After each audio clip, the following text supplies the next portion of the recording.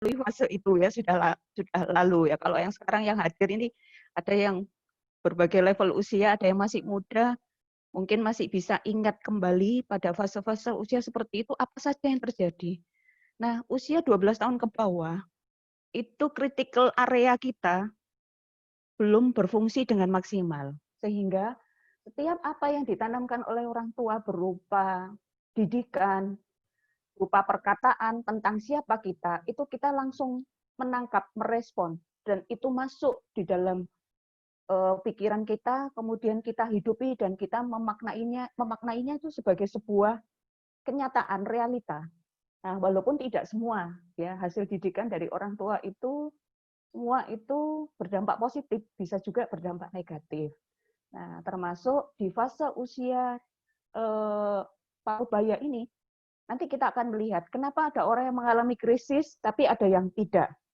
Nah, karena tergantung juga termasuk dari pola asuh yang dia pernah lewati di fase-fase sebelumnya. Ya, tadi ini ya saya menjelaskan tentang parubaya midlife. Itu apa sih yang terjadi pada parubaya? Yang pertama, kesadaran. Ya, kesadaran tentang penuaan. Setiap orang ya nggak mungkin makin lama makin muda, pasti makin tua. Dan dengan bertambahnya usia, maka pasti seseorang itu berpikiran tentang bagaimana kualitas hidupnya, bagaimana pencapaian tujuan-tujuan hidupnya, karena sudah semakin mendekati dengan kematian. Walaupun ternyata tidak selalu orang yang lanjut usia saja yang mengalami kematian. Ya bisa saja orang yang muda menghadapi kematian lebih dahulu. Tetapi ketika seseorang masuk usia parubaya, biasanya mereka mulai memikirkan bahwa mereka sudah menghadapi realita ke depan itu tentu ada masa berikutnya ya, next step, yaitu semakin tua, semakin mendekati dengan kematian. Kemudian yang kedua, ketakutan tentang kesehatannya. Tentu kesehatan ini terkait dengan produktivitas, ya tentang bagaimana kalau dulunya dia mungkin orang yang gesit, energinya luar biasa, tetapi dalam usia parubaya seseorang bisa kemudian mengalami penurunan ya di dalam kesehatannya, kualitas secara fisiologis. Ya, kemudian perasaan bahwa ya rasanya stagnan, tidak pergi kemana-mana di dalam karirnya. Kayaknya ada banyak cita-cita pencapaian di dalam hidupnya yang tidak seperti yang diharapkan. Ya, ada pekerjaan, karir yang dianggap tidak bisa berkembang dengan maksimal. Nah, kemudian jadi masalah kebermaknaan, relasi di dalam kehidupannya. Ya, ada yang orang mengalami akhir dari sebuah relasi yang bermakna.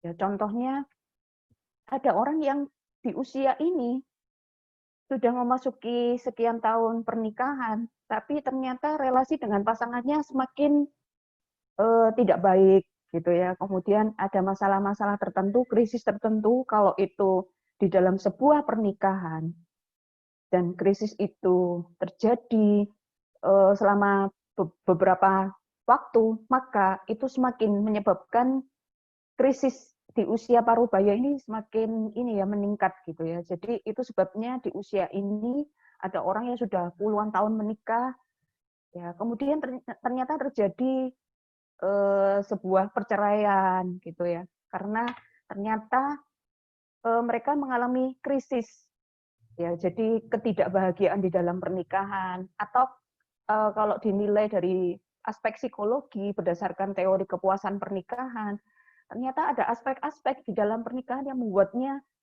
merasa tidak bahagia, tidak puas dengan pernikahannya. Nah, kemudian anak-anak yang mulai independen ya, mulai mandiri, meninggalkan rumah. Kemudian juga ini ada merasa apa ya, penyesalan terkait dengan tujuan hidup dan pencapaian-pencapaian. Ini tadi sudah saya jelaskan. Ya, jadi menurut Merriam-Webster Dictionary, mendefinisikan krisis parubaya itu sebagai periode goncangan emosi, ya, yang dengan karakteristik khusus yaitu adanya keinginan yang kuat untuk berubah, ya, perubahan-perubahan di dalam hidupnya. Padahal dia sudah memasuki fase umurnya antara 40 sampai 50 tahun. Mungkin dia ingin mengubah tentang kaitannya dengan karir, ya, kaitannya dengan bagaimana perekonomian, tujuan hidup dan sebagainya, itu baru disadari di usia parubaya ini. Nah, gejala-gejala untuk orang yang mengalami krisis parubaya, dari sekian banyak gejala ini nanti saya jelaskan sekilas ya. Jadi ada orang yang insomnia, tetapi tidak selalu orang yang insomnia itu pasti krisis tengah baya ya. Ya, kemudian juga dia tidak puas dengan kehidupannya yang sudah ada, walaupun bagi orang lain dia sudah sukses gitu ya, berhasil, misalnya anak-anaknya sudah sukses, dia sendiri sudah sukses dalam berkarir, dalam membangun keluarga, tetapi ada ketidakpuasan, semacam ada sesuatu yang kurang. Nah, kemudian karena kemerosotan fisik dan sebagainya, mungkin dipengaruhi juga oleh hormon-hormon yang ada, membuat dia lebih cepat tersinggung, marah. Jadi emosinya menjadi labil dan pasti ya ada rasa tidak muda lagi, ya. Nah, ada juga orang yang sampai depresi. Nah, itu nanti orang-orang yang sampai menghadapi fase atau dampak yang sedemikian luar biasa sampai depresi, tentu penyebabnya bukan hanya satu faktor saja, bukan karena faktor usianya ya, tetapi ada hal lain yang mempengaruhi. Nanti kita akan bahas lebih lanjut.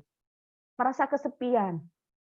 Kenapa? Karena di usia ini itu bisa saja ada orang yang dulunya kumpul bersama dalam keluarga besar ya, kemudian satu persatu dari anaknya itu meninggalkan rumah karena kuliah, ya mungkin kuliah di luar kota, bekerja, atau kemudian menikah. Ya, bahkan ada orang yang di fase ini sudah kehilangan pasangan hidup. Ya, sehingga seringkali fase ini disebut sindrom atau sebagai krisis emptiness. Ya, emptiness. Jadi artinya sarangnya kosong gitu, seperti seseorang yang diibaratkan bagaikan orang yang berada di sebuah sarang, kayak burung ya, berada di dalam sebuah sarang. Kalau burung itu kemudian semula kan dengan anak-anaknya, mengerami anak-anaknya, melindungi anak-anaknya, kemudian ada fasenya di mana burung itu, anak-anak burung terbang gitu ya. Nah, jadi orang yang berada di fase ini itu bagaikan sindrom sarang yang kosong, ya, karena dia merasa ya semua satu persatu dari anaknya itu meninggalkan dia. Kemudian krisis rohani juga bisa mempertanyakan keberadaan Allah atas hidup yang sedang dihadapinya. Ini kalau dia memang sedang dalam kondisi krisis. Kemudian ada ketakutan menjadi tua. Jadi tiba-tiba kalau dulunya dia cuek dengan penampilannya, tiba-tiba mulai ya menata penampilannya. Kalau wajar-wajar saja nggak apa-apa sih, alamiah gitu ya. Tapi kalau yang berlebihan itu karena ada krisis tertentu. Kemudian mengasihani diri sendiri, ya, relasi sosial juga berubah, sehingga bisa saja dia kalau dulu punya relasi yang baik dengan teman-temannya, kemudian dia menarik diri. Nah, kemudian kehilangan identitas, bisa saja karena itu ya rasa kurang percaya diri ya tentang bagaimana kondisi dirinya yang sekarang mengalami kemerosotan. Ya, kemudian ada pergeseran perannya di tengah masyarakat. Maaf, ini ada suara-suara. Suara-suara.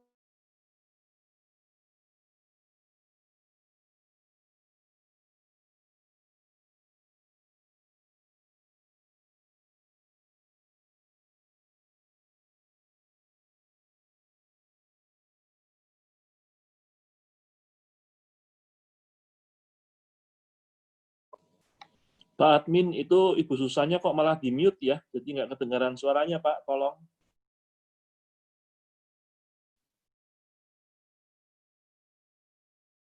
Udah, suara saya sudah kedengaran? Ya, sudah Bu. Sudah Mohon kedengaran. yang lain di mute ya yang lain. Ya, jadi Bapak Ibu kalau yang sudah terpikirkan mau bertanya bisa mulai menulis di Zoom chat. Ya, nanti Pak Ferdi akan memilih pertanyaan yang relevan untuk dibacakan untuk saya jawab. Sekaligus mungkin Pak Ferdi juga akan membantu menjawab ya. Nah, dampak dari permasalahan tadi itu bisa menyebabkan stres gitu ya. Stresnya apa saja? Sebentar ini ya. Nah, stresnya itu ada stres somatik. Somatik ini terkait dengan tubuh. Ada perubahan fisiologis.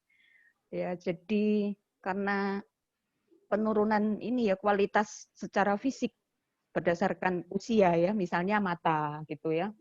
Contohnya mulai yang dulunya tidak plus menjadi plus pakai kacamata baca.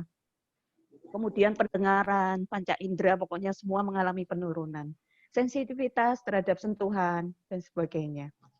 Kemudian stres budaya. Nah, budaya itu selalu menempatkan kepada superioritas. Jadi kepada keperkasaan, ya orang yang muda itu mendapatkan value yang lebih tinggi. Ya, orang-orang dengan dalam usia tertentu itu dianggap lebih sukses gitu.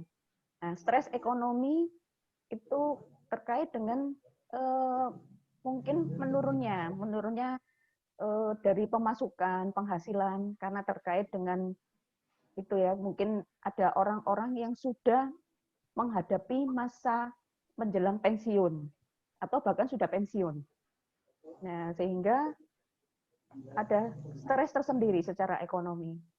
Nah, saya menghadapi ada orang-orang yang seperti ini, ya, dalam pelayanan konseling gitu ya, walaupun dia sudah menata sedemikian rupa keluarganya, tapi ketika dia menghadapi fase usia yang seperti ini dengan kemerosotan secara fisik, mendadak dia sakit, dia merasa hidupnya tidak bermakna lagi karena dia tidak bisa bekerja dengan maksimal. Nah, sehingga stres, ada beban ekonomi yang harus ditanggung, sementara dia merasa dirinya tidak bisa maksimal lagi.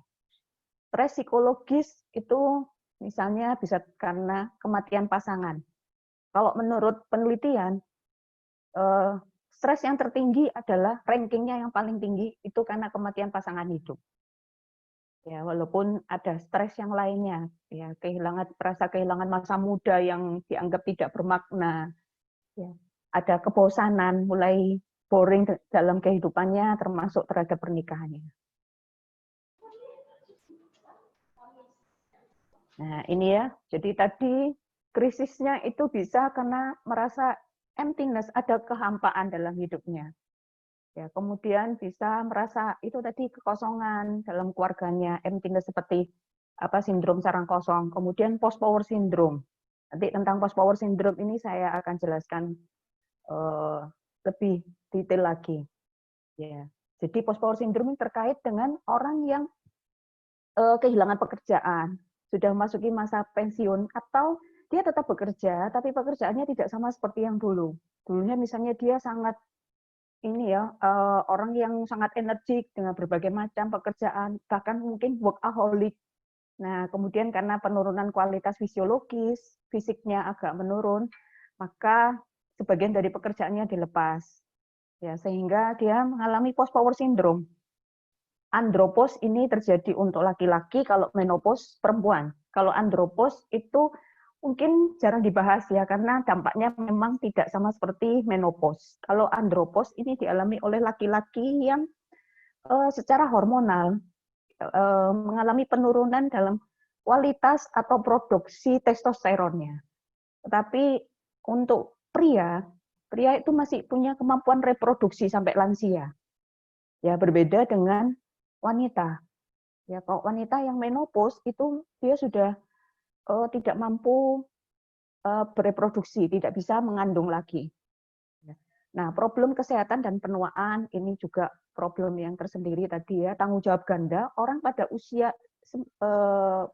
parubaya atau midlife itu biasanya satu sisi dia sudah menghadapi krisis untuk dirinya sendiri, kemudian dia masih punya tanggung jawab, mungkin ada anak-anak yang belum mandiri, ya, tapi di sisi lain dia juga punya tanggung jawab lain kaitannya dengan orang tuanya. Mungkin orang tuanya sudah renta, sudah lansia, sedangkan dia juga merasa itu sebagai sebuah tanggung jawab yang harus ya diemban. Nah, kalau misalnya itu secara finansial dia mampu, kemudian secara psikologis dia juga siap untuk menghadapi itu semua sih nggak masalah. Tetapi ada orang-orang yang tidak siap untuk menghadapi fase demikian ini, sehingga muncul kecemasan.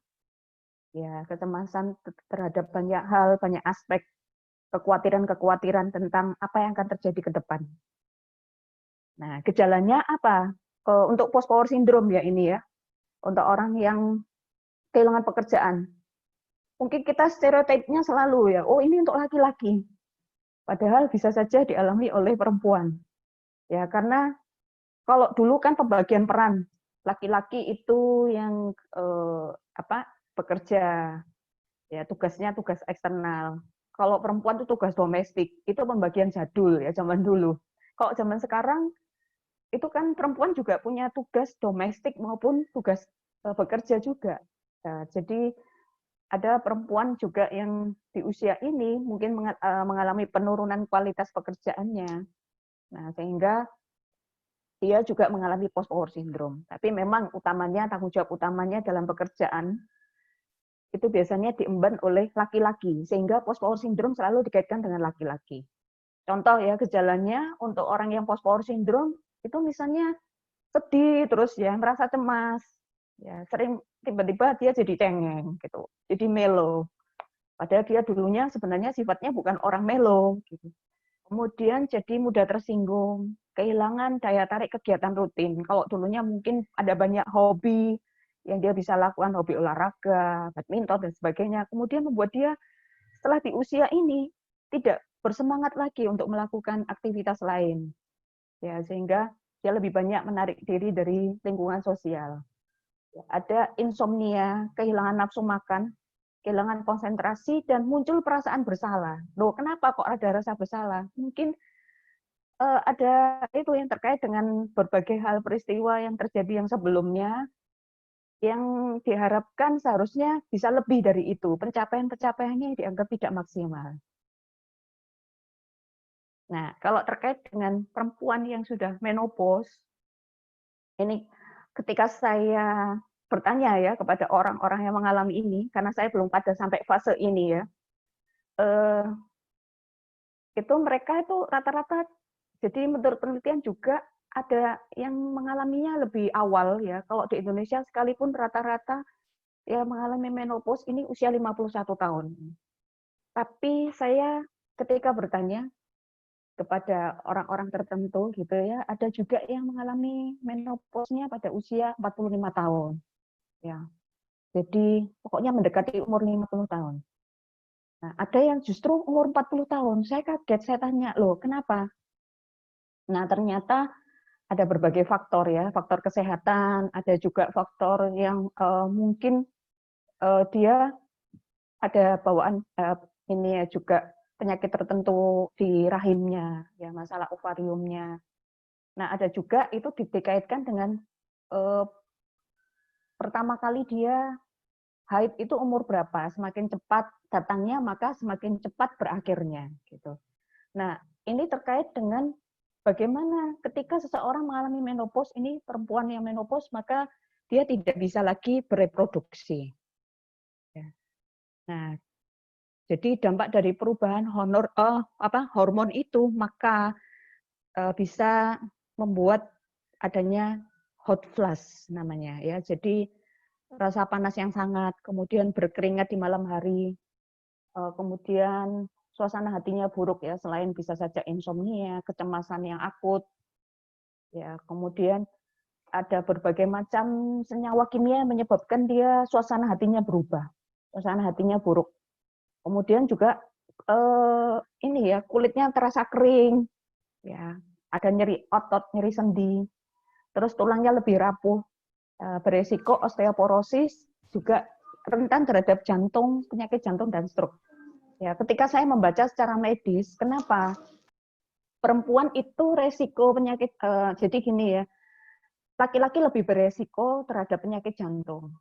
Ya, sehingga ketika saya kepengen tahu, itu saya baca beberapa buku kesehatan, ternyata hormon ya yang diproduksi oleh perempuan, ya, jadi yang diproduksi oleh sel telur, hormon itu membuat daya tangkal tersendiri terhadap jantung, terhadap penyakit jantung. Ya, ketika seseorang yang sudah menopause, maka resikonya lebih besar untuk mengalami penyakit jantung dan stroke. Karena sudah ini ya tidak lagi memproduksi testosteron. Bukan testosteron ya. Kalau perempuan itu adalah terkait dengan dia menghasilkan sel telur gitu ya. Nah, ini kemudian kalau terkait dengan cara-cara untuk menghadapi supaya orang tidak stres ya pada masa menopause, itu berolahraga secara teratur, makan makanan yang bergizi, jadi memperbaiki pola hidup. Nah, berbagai faktor penentu krisis. Jadi kalau saya menghadapi orang-orang yang misalnya konseling ya, konseling itu mereka ada yang menghadapi krisis tengah baya itu karena berbagai faktor. Ya, tapi ada juga yang dia meskipun sedang menghadapi menopause dan menghadapi berbagai macam ini ya perubahan hidup, penurunan kualitas fisik, ya, secara usia karena usianya paruh baya, tetapi dia bisa melewatinya dengan baik gitu. Nah, kira-kira kenapa gitu ya? Nah, ada faktor biologis. Jadi ada orang yang rentan terhadap sakit gitu ya, kondisinya itu lebih banyak bergumul, berjuang menghadapi sakit penyakitnya karena lebih rentan. Ketika memasuki usia parubaya ada orang-orang yang gampang kena sakit tertentu. Nah, sehingga ini saya mengetahui ada juga ibu-ibu yang ketika dia menghadapi krisis ini juga merasa gini ya, takut kehilangan suami dan sebagainya ya, merasa takut kalau dirinya tidak cantik lagi. Kemudian ada ketakutan-ketakutan tertentu yang membuat dirinya mengalami psikosomatis. Jadi sebenarnya ada kecemasan, ada faktor psikologis yang berdampak terhadap fisiknya. Nah, kemudian faktor psikologis itu juga kepuasan hidup. Ya, ada itu tingkat kepuasan hidup tiap-tiap orang berbeda. Ada orang punya idealisme tersendiri tentang hidupnya. Nah, kepuasan hidup itu juga termasuk kepuasan pernikahan. Ya. Nah, kalau ada orang yang mulai punya harapan-harapan yang tidak realistis terhadap pernikahannya, ini menjadi faktor penentu juga terhadap krisis itu. Ataukah dia kalau sebaliknya dia punya tingkat kepuasan hidup yang maksimal, maka itu menjadi faktor untuk memperkuat dia dalam menghadapi usia parubaya ini sehingga dia tidak akan krisis. Nah, kemudian faktor individu juga ada ciri kepribadian tertentu orang-orang yang misalnya self esteem-nya rendah, harga dirinya rendah. Contoh tadi ya, ada orang yang ketika dia bekerja, dia bisa menghasilkan sesuatu produktif, maka dia mendapatkan sesuatu ya, dan itu merasa itu sebagai kepuasan hidup.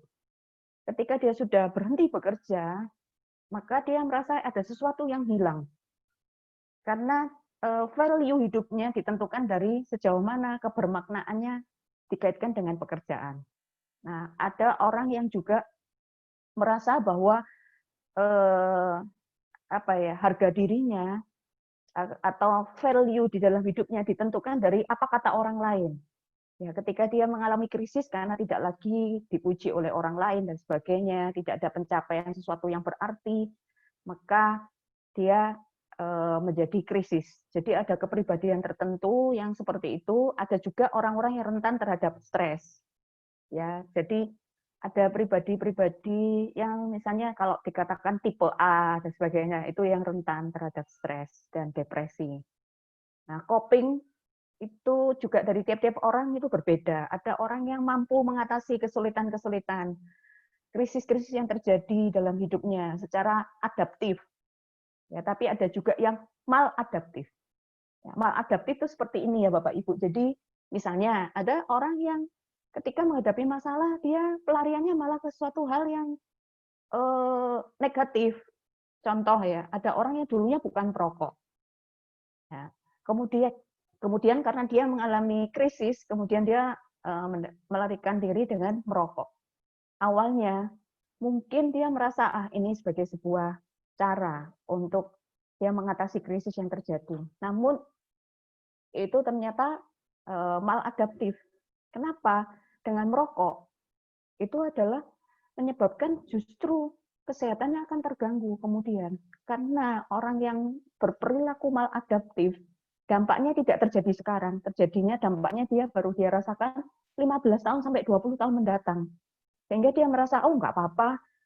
Ya, ini sebagai satu kompensasi yang nggak apa-apa, nggak bermasalah. Nah, masalahnya itu nanti. Nah, jadi coping tiap orang itu berbeda-beda. Aspek sosial tadi ya, pola asuh itu sangat berpengaruh. Nah, ini midlife crisis itu ada banyak hal ya di sini yang terjadi, termasuk di sini ada work family conflict.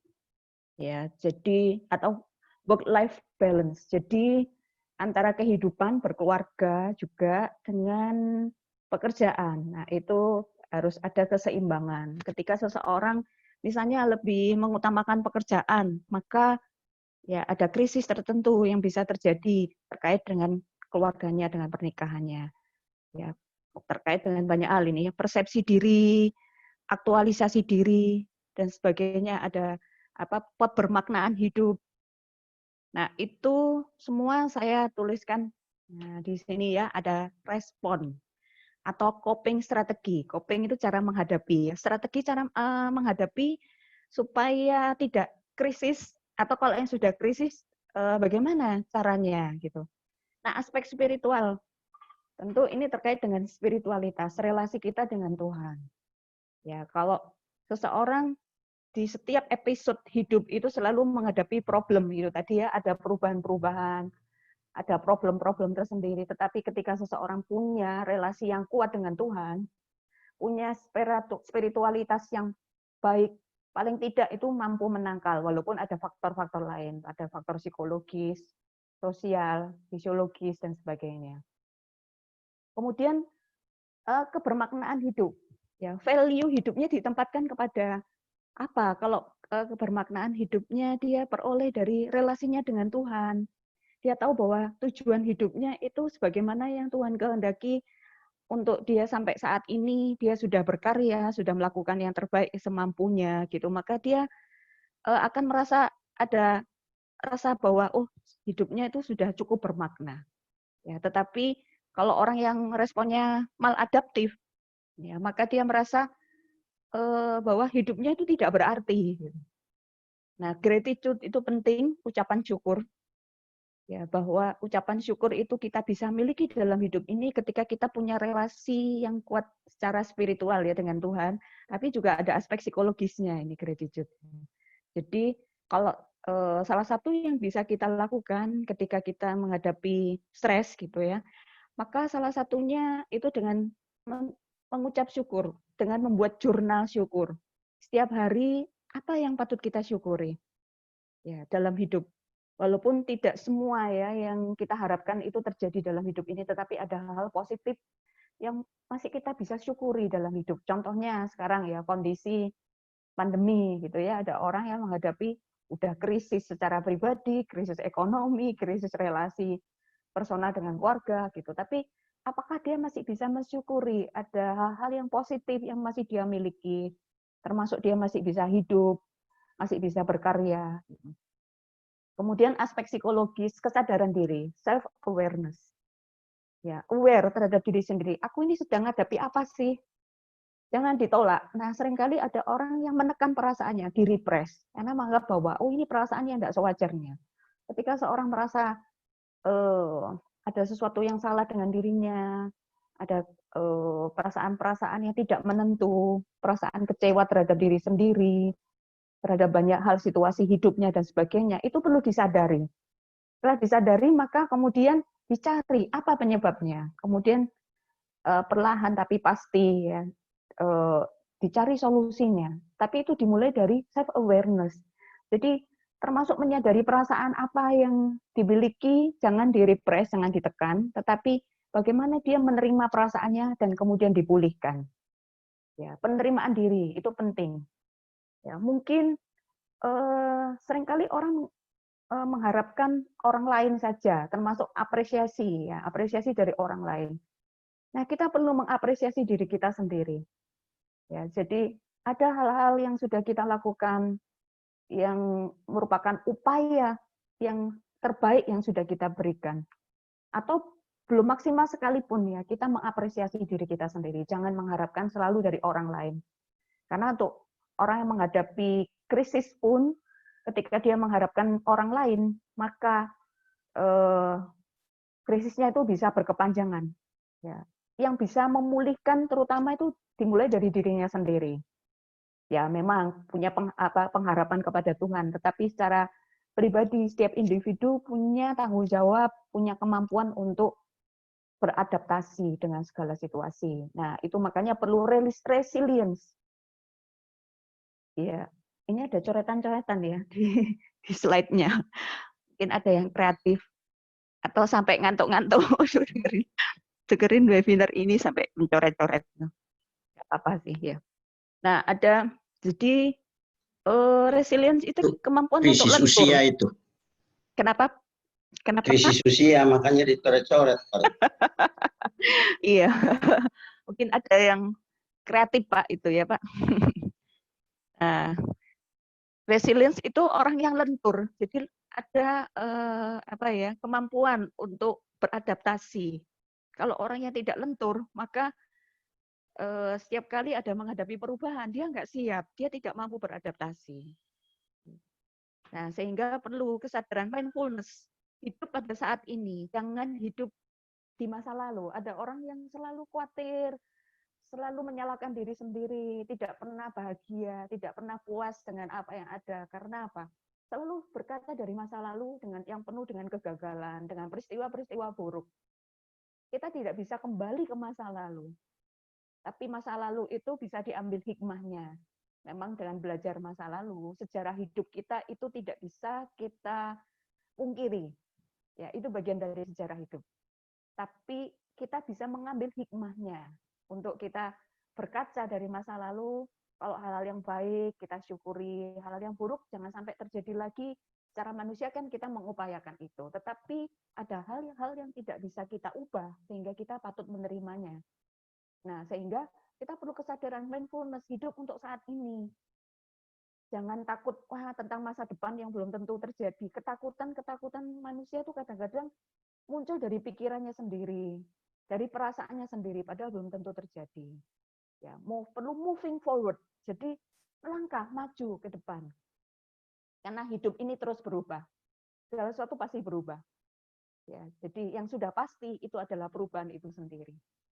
Kemudian aspek sosial itu asertif. Jadi ketika dia mengalami rasa tidak enak gitu ya terhadap pasangan misalnya, dia harus berani berkomunikasi dengan jujur. Tapi tanpa melukai pasangan. Orang yang asertif itu komunikasinya itu bijak. Jadi dia jujur terhadap perasaannya sendiri, jujur terhadap apa yang dimaui terhadap pasangannya, tetapi dengan cara komunikasi yang konstruktif. Ya, bukan destruktif, bukan menyalahkan orang lain, tetapi dia jujur terhadap perasaannya dan menyampaikannya secara positif. Nah, itu asertif. Kalau orang yang tidak asertif, nggak apa-apalah, dipendem aja lah daripada nanti rame, daripada nanti ribut dengan pasangan. Sudahlah, nanti dia kan udah ngerti perasaanku, atau percumalah aku ngomong juga dia nggak mungkin ngerti perasaanku. Misalnya ada orang yang berkata demikian. Padahal pasangan kita itu akan menerima kalau kita bisa berkomunikasi secara asertif. Mungkin saja ada hal-hal yang tidak kita sampaikan sehingga tidak terjadi komunikasi yang komunikasi dan hal-hal yang merupakan isi hati kita, keinginan kita yang belum diketahui oleh pasangan. Ya, jadi social support itu dimulai dari keluarga terutama. Ya, kita sebagai makhluk sosial membutuhkan social support. Social activity ini juga penting. Jadi orang yang sudah pensiun misalnya, saya pernah ketemu dengan seorang bapak yang sudah pensiun. Ya, ketika berada dalam satu pesawat ya di saat tempat bangku kami bersebelahan, kemudian beliau bercerita. Dia nanya-nanya tentang saya, tanya umur berapa dan sebagainya. Kemudian bapak ini bercerita, saya itu sudah mendekati lansia, tetapi saya menikmati hidup saya. Waduh, luar biasa.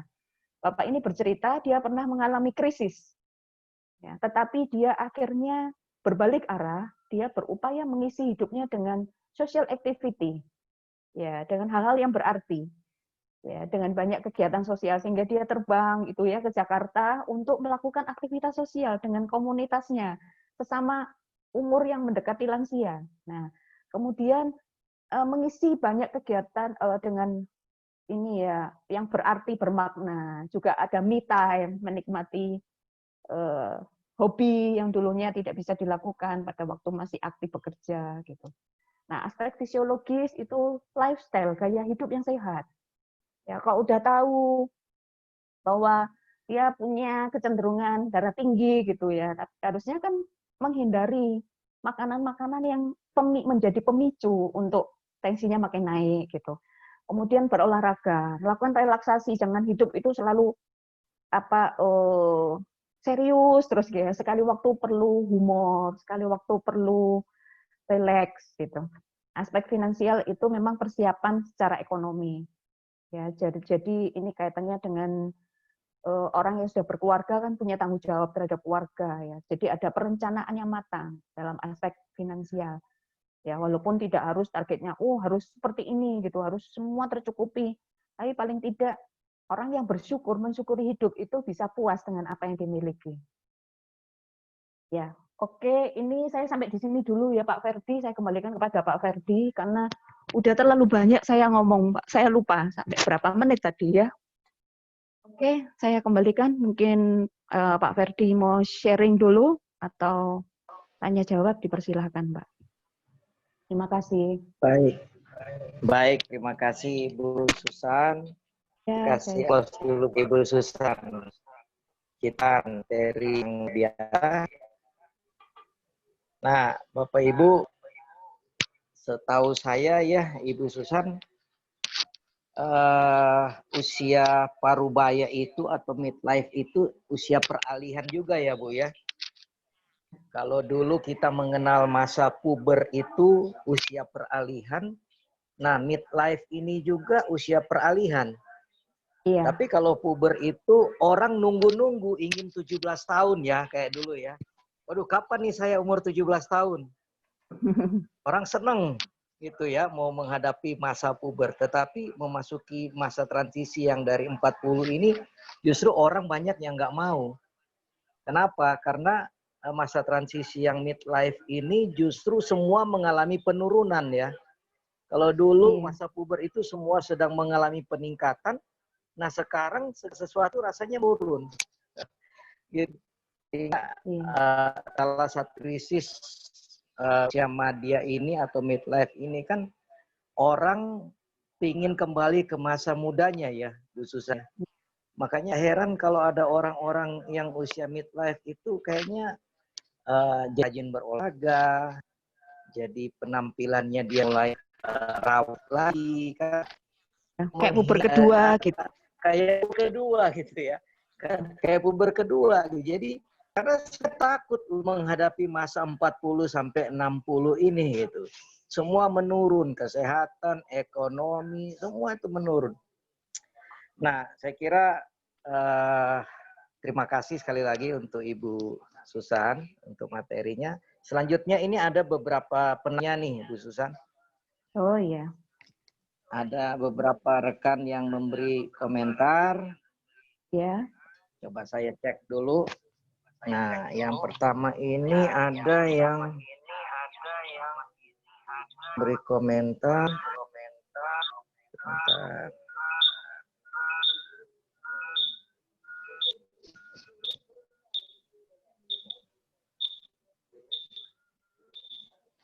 apakah perlu ngoyo mencari uang di usia pensiun, Bu? Atau di usia midlife, di usia 55?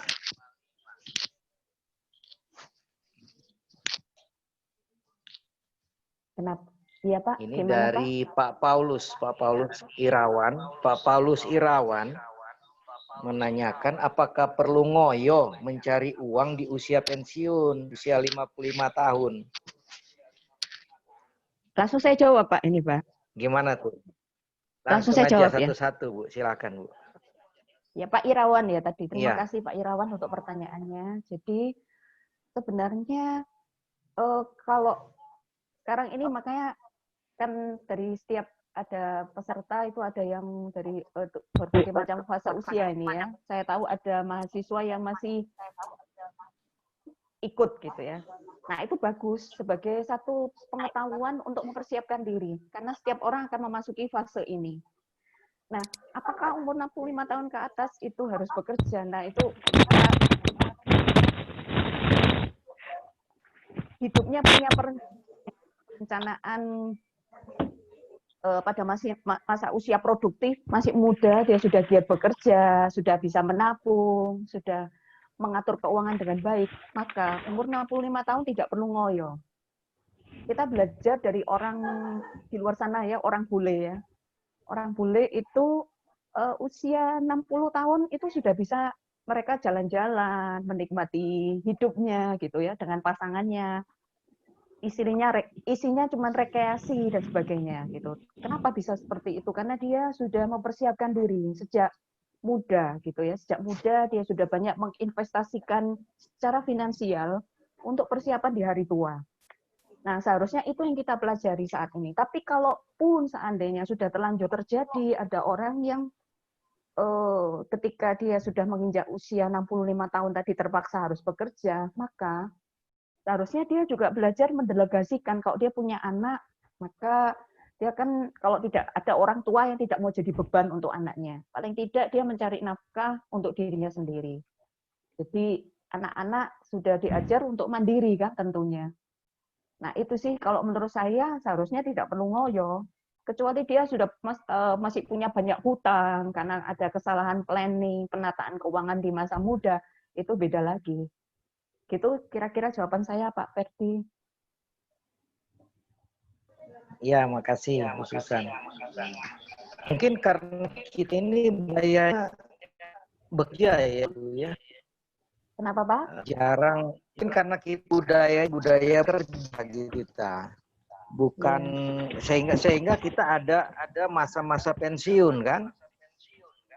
Tapi kalau orang yang tidak bekerja mungkin dia tidak ada pensiunnya, dia sampai usia berapa saja bisa. Iya, kalau yang bekerja dia bekerja secara mandiri, dia punya penghasilan dari bekerja secara pribadi, ya nggak masalah, tetap dijalankan. Tapi kan dia bisa aja punya banyak karyawan, ya bisa didelegasikan sehingga dia punya ini juga me time, waktu untuk keluarga. Umur segitu, umur 65 tahun itu dia sudah perlu mempersiapkan untuk menghadapi kematian. Walaupun belum tahu ya umurnya bisa sampai 80 atau berapa, tapi paling tidak kan mulai mendekatkan diri lebih intens lagi mendekatkan diri dengan Tuhan. Mengisi hidupnya lebih bermakna untuk masyarakat juga, ya, untuk banyak hal-hal yang berarti yang tetap bisa dia lakukan dan tidak harus hanya satu hal ya, hanya sibuk dengan pekerjaan yang rutin gitu. Gitu sih, Pak. Iya, oke. Makasih Bu Susan. Nah, ada lagi yang bertanya begini, Bu. Saya belum midlife. Usia saya masih 36. Tapi saya sudah mengalami seperti apa yang disampaikan Ibu Susan. Apakah saya sudah midlife? Ini dari dari Francisco ini, dari Francisco. Mungkin Francisco bisa jelaskan lebih lanjut. Sudah mengalami seperti apa yang disampaikan Bu Susan tuh, mengalami yang seperti apa ya? Silakan Francisco.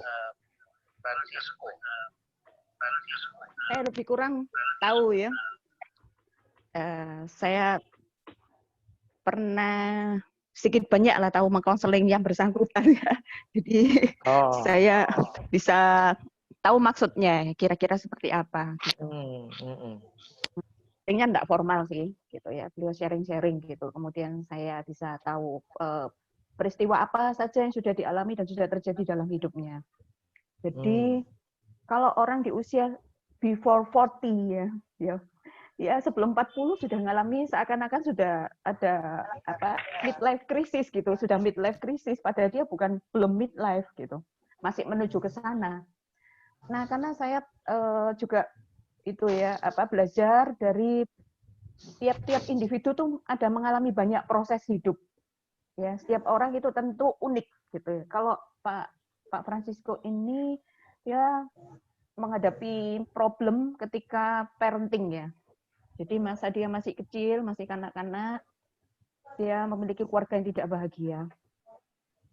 Ya, dari keluarga yang tidak bahagia itu dengan pola asuh yang tidak sebagaimana yang dia harapkan gitu. Karena setiap orang itu ya ketika dia tidak mengalami pemenuhan minimal 3 kebutuhan dasar.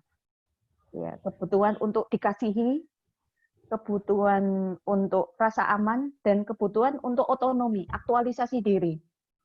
Ketika ada 1 dari 3 kebutuhan dasar itu tidak terpenuhi, maka itu menjadi sebuah hal yang kosong gitu ya di dalam dirinya, kekosongan dalam hidup.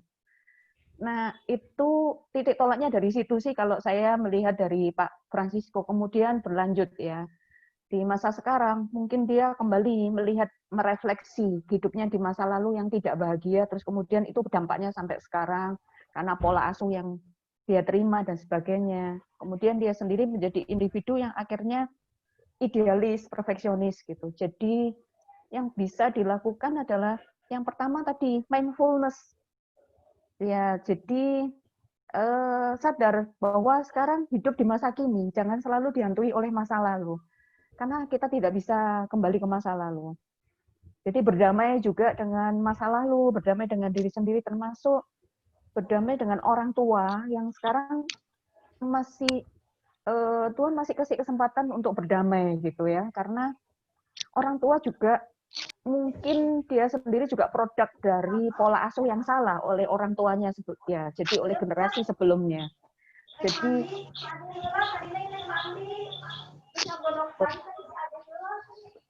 itu yang kelam itu bagian dari sejarah hidup yang tidak bisa ditolak, tetapi harus berani menghadapi realitas sekarang, jangan takut melangkah ke depan. Jadi kalau tadi misalnya ada ketakutan-ketakutan tertentu, kekhawatiran yang seharusnya itu dialami oleh orang parubaya, tapi bisa juga memang dialami oleh orang pada fase-fase sebelumnya. Nah, itu berarti harus menerima kenyataan yang pertama ya, menerima perasaannya sendiri yang tidak enak gitu untuk berdamai ya. Jangan di-repress terus. Jadi diterima, perasaannya diterima untuk berubah, untuk berproses, untuk sembuh. Kemudian jangan takut melangkah ke depan. Ya, jangan khawatir untuk ada ketakutan-ketakutan tertentu menghantui masa depan gitu. Kalau misalnya saat ini ada bagian-bagian dari hidup kegagalan di masa lalu, pencapaian-pencapaian tidak semestinya, ada banyak kegagalan dan sebagainya. Ya masih ada waktu, selagi masih ada kesempatan, apalagi umur segitu kan masih kuat, masih bisa berbuat banyak hal. Itu sih menurut saya. Jadi ada banyak perspektif yang bisa dilakukan, aspek spiritual juga bisa dilakukan, relasi dengan Tuhan untuk menguatkan dia menghadapi hidup ini, aspek psikologis tadi ya, termasuk ada ucapan syukur ya, yang itu akan membuat jiwanya lebih sehat gitu, menuliskan jurnal syukur setiap hari apa yang masih bisa disyukuri. Kemudian moving forward ya, moving untuk menata hidup ke depan lebih baik lagi. Itu kalau jawaban saya. Ya, mungkin Pak Ferdi mau tambahin. Iya. Ini ada kaitan dengan pertanyaan satu lagi, Bu. Bagaimana di usia midlife ini, khususnya yang tahap yang kedua di usia 50 sampai 60, itu kan biasanya seseorang di usia midlife ini mengalami kesepian, mengalami masih dibutuhkan lagi oleh karena terjadi penurunan produktivitas pada usia 50 sampai 60 tahun. Itu ada pertanyaan seperti itu memang agak nyambung seperti yang tadi itu, Bu Susan. Gimana? Apa yang harus dilakukan oleh seseorang yang sudah memasuki midlife, khususnya tahap yang kedua, 50 sampai 60, di mana dia sudah post power syndrome, dia sudah menurun semuanya, mungkin termasuk penghasilannya menurun, kemudian anak-anaknya juga sudah sibuk sendiri dengan pekerjaan dan sebagainya, dia merasa tidak ada artinya lagi hidup ini. Nah, bagaimana mensiasati situasi seperti ini di usia 50 sampai 60 tahun, Bu Susan? Nah, memang kalau secara umum, pandangan orang secara umum kan umur 50 sampai 60 tahun terjadi penurunan produktivitas ya, walaupun tidak selalu demikian. Ada orang yang secara fisik masih sehat, justru dia mencoba karir baru. Dia bisa melakukan sesuatu yang baru, yang berarti, yang bisa bisa jadi berkat bagi orang lain gitu. Jadi ada justru orang yang menjadikan usia ini sebagai titik balik. Kalau tadi ada pemikiran bahwa dia sudah tidak produktif lagi, nah, kalau memang itu sebagai sebuah kenyataan yang harus diterima, ya diterima saja. Tapi kalau dia kemudian merasa bahwa masih banyak tanggung jawabnya ya untuk dia harus tetap berkarya, maka itu tadi ya. Jadi perlu mempersiapkan diri. Jadi kan tidak mungkin lagi merintis pekerjaan yang membutuhkan energi yang lebih ya, misalnya bekerja ikut orang dan sebagainya. Ada sih perusahaan-perusahaan tertentu yang menerima orang yang usia segini karena faktor kebutuhan atau kasihan atau pas tiba-tiba ada peluang gitu. Tapi biasanya kan perusahaan dan sebagainya kan mencari orang yang masih fresh gitu, sehingga ada orang-orang yang di usia segini itu justru dia tidak mungkin lagi ikut orang gitu ya. Jadi dia harus menciptakan peluang kerja bagi dirinya sendiri, hobi, potensi apa yang dia bisa salurkan untuk menghasilkan uang gitu. Tapi kalau seandainya dia memang sudah tidak lagi punya beban misalnya untuk anak-anaknya sudah mandiri, ya nggak apa-apa. Memang sudah waktunya untuk dia mulai menata hidup ke depan, untuk bukan berarti tidak lagi melakukan sesuatu pekerjaan yang produktif, karena gini, justru orang pada fase ini, termasuk fase lansia, ketika nganggur, itu semakin kesehatannya makin menurun dan semakin kebermaknaan hidupnya itu semakin rendah, maka dia akan menjadi sakit-sakitan dan semakin merasa tidak ada arti hidup ya, seperti pikun dan sebagainya. Saya menemukan sebagai contoh ya, ada seorang teman saya, seorang bapak, waktu saya kuliah S3 itu, seorang bapak yang umurnya, saya lulus umur 37, beliau umur 73. Ya, tinggal dibalik umurnya. Nah, pada waktu itu saya tuh suka tanya-tanya sama bapak ini karena saya kagum. Bapak ini umur 73 tapi pola pikirnya masih bagus. Walaupun di kelas kadang ngantuk, tapi ketika nanti waktu presentasi, waduh luar biasa. Jadi saya salut. Saya bilang, "Pak, saya tuh merasa termotivasi. Saya mengapresiasi Bapak sekaligus saya belajar. Bapak yang umur segini aja semangatnya luar biasa." Maka saya kemudian tanya, "Pak, untuk apa Bapak tetap kuliah, tetap belajar?" Kemudian Bapak ini mengatakan, "Dengan belajar, saya mau tetap produktif. Kalau saya semakin mengisi diri saya dengan banyak hal, maka saya semakin lebih banyak bisa berbagi ke orang lain." Yang pertama itu. Yang kedua, saya nggak mau cepat pikun. Jadi saya mau tetap belajar, menggunakan otak saya untuk banyak belajar, membaca, supaya tidak cepat pikun. Dan itu yang juga dilakukan oleh orang tua saya dan beberapa kawan ngomong seperti itu sih. Dan itu memang betul ketika saya membaca dari hasil riset seperti itu. Jadi orang yang merasa dirinya tidak produktif lagi, sebenarnya masih bisa dia hidupnya tuh bermakna dengan diisi dengan banyak kegiatan-kegiatan yang bermanfaat, yang dipersiapkan untuk nanti lebih lagi dia bisa mengaktualisasikan diri, karena nanti usia di fase berikutnya itu dia akan punya tugas perkembangan untuk menjadi berkat bagi masyarakat. Pencapaian-pencapaiannya itu diukur dari apa yang bisa dia lakukan untuk banyak orang, bukan hanya secara internal untuk keluarganya saja. Jadi kalau dia merasa kesepian itu ya wajar, karena anaknya juga mungkin sudah tidak lagi serumah, tapi kan sekarang sudah zamannya itu ada media IT yang berkembang, sehingga bisa saja walaupun tidak bisa bersentuhan secara fisik ya, tidak bisa anak selalu diharapkan untuk datang berkunjung dan sebagainya, tetapi orang tua yang kadang-kadang punya inisiatif mengunjungi anak, tapi kondisi sekarang pandemi kan belum bisa, tapi bisa video call, bisa melakukan banyak hal. Nah, itu jadi kesepian itu bisa diisi dengan banyak hal. Kalau dia kreatif, maka menemukan aktivitas yang bermakna. Tadi ya, orang tua yang saya ketemukan di pesawat terbang itu dia mengatakan dia mengisi dengan hobi yang baru, punya komunitas yang baru, sehingga hidupnya menjadi lebih bermakna, dia lebih semangat lagi untuk hidup. Gitu sih, Pak. Oke, Bu Susan, luar biasa. Jadi mungkin mengatasi usia midlife ini, yang pertama kita harus bisa berdamai juga dengan diri sendiri ya. Artinya setahu saya kalau kata kunci di psikologi itu adalah adaptasi. Segala sesuatu berubah, usia berubah, semua bisa berubah, maka seseorang manusia itu akan hidup, akan eksis apabila dia mampu beradaptasi dengan setiap perubahan. Nah, jadi Betul, menghadapi masa midlife crisis ini tuh kita harus bisa adaptasi. Ya, kita pun lain, kemudian juga tentu tidak berhenti atau jangan berhenti melakukan aktivitas-aktivitas sosial ataupun aktivitas-aktivitas lain yang bermakna, sehingga dia tidak akan merasa kesepian dan dia tidak akan merasa tidak berharga, karena di usia yang seharusnya pensiun pun masih bisa melakukan kegiatan-kegiatan yang bermakna bagi diri sendiri dan orang lain. Begitu ya, Bu Susan ya. Jadi kata Terima kasih. kuncinya Nah, adaptasi ini ada itu pertanyaan yang menarik nih. Oke. Adaptasi. Betul, adaptasi.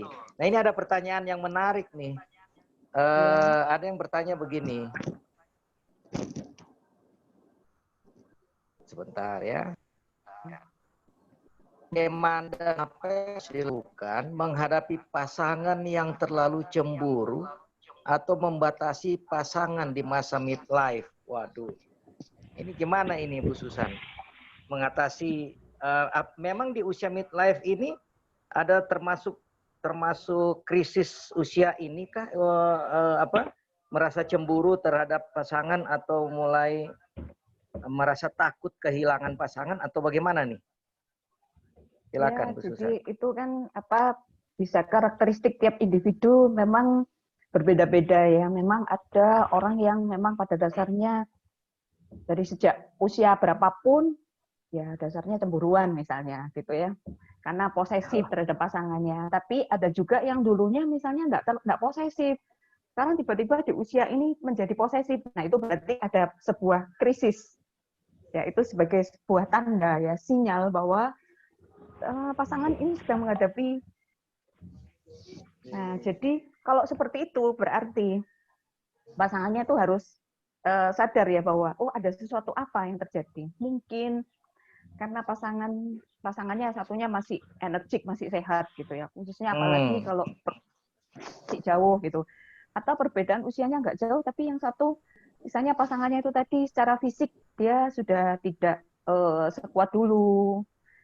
Atau dia yang perasaannya sendiri sih yang merasa seperti itu, padahal dia sendiri sebenarnya enggak mengalami penurunan yang berarti gitu, masih kuat, tapi karena mungkin faktor-faktor tertentu yang membuat dia seperti itu. Contoh ya, kalau dia kebermaknaan value hidupnya ditempatkan kepada pekerjaan, dia begitu pensiun, kan ketika pensiun itu ada orang yang bereaksi 3 macam, Pak. Jadi yang pertama yang menerima karena sudah siap, dia sudah mempersiapkan diri. Nanti kalau sudah sebentar lagi berapa tahun ke depan pensiun, berarti saya harus siap untuk masa pensiun dan saya akan melakukan apa kalau udah pensiun. Itu yang orang yang menerima masa pensiun. Kalau yang terpaksa menerima itu karena dia merasa dirinya masih produktif, ya. Sehingga dia terpaksa, ya karena harus dipensiunkan gitu. Kalau yang ketiga orang yang menolak itu karena dia menolak, tidak mau pensiun, walaupun dia udah pada usia tertentu, ada penolakan dalam dirinya. Saya kok menghadapi usia seperti ini, saya kok harus pensiun, sehingga nah itu yang berdampak, termasuk mungkin dia merasa pasangannya kok masih menarik gitu ya. Ya bisa saja misalnya pasangannya juga kalau selama ini kurang memperhatikan dia, bisa saja kan punya lebih banyak teman di luar sehingga dia merasa tersisihkan, bisa saja. Jadi ada banyak faktor sih sehingga isi istri atau suami yang dicemburu itu harus mengevaluasi diri. Kalau yang dicemburu itu istrinya mungkin, nah istri itu kurang memberikan waktu perhatian, kurang mengapresiasi suami, bisa sehingga suaminya itu merasa krisis gitu, krisis harga diri gitu. Karena kebutuhan terbesar seorang laki-laki itu adalah dihormati terutama oleh istrinya. Nah, kalau yang istri, ya si istri tadi sebaliknya, misalnya istri yang cemburu kepada suaminya, mungkin suaminya itu tadi Pak seperti bergaya seperti anak muda karena ingin menunjukkan bahwa dia itu gagah, tetap hebat, atau tebar pesona itu masih membuat cewek-cewek itu tertarik dan sebagainya. Nah, itu yang menyebabkan istrinya cemburu. Jadi perlu ditanya sih, perlu dikomunikasikan. Kenapa gitu ya? Tanyanya baik-baik sih, jangan marah-marah, jangan menyalahkan, tetapi ditanya. Kenapa? Apa faktornya? Faktor komunikasikah? Faktor dia merasa terkait dengan self esteem-nya yang butuh diapresiasi, dikuatkan, butuh disupport juga, termasuk ketika dia sedang menghadapi sakit itu butuh diperhatikan, butuh tetap diterima gitu. Nah, butuh diurus dengan baik. Itu sih. Jadi kadang-kadang kan karena pasangannya sudah mulai cuek karena sudah jenuh, sudah bosan dengan relasi pernikahan yang mungkin membosankan dan sebagainya. Bila perlu rekreasi. Gitu. Iya. Ada pertanyaan lagi nih, Bu. Kalau sampai mengangkat anak untuk mengatasi masalah-masalah midlife, seperti kesepian, krisis pengakuan, karena anak-anaknya kan biasanya kan sudah sibuk sendiri-sendiri, sudah menikah dan lain-lain. Pak, suara Bapak terputus-putus, Pak. Halo?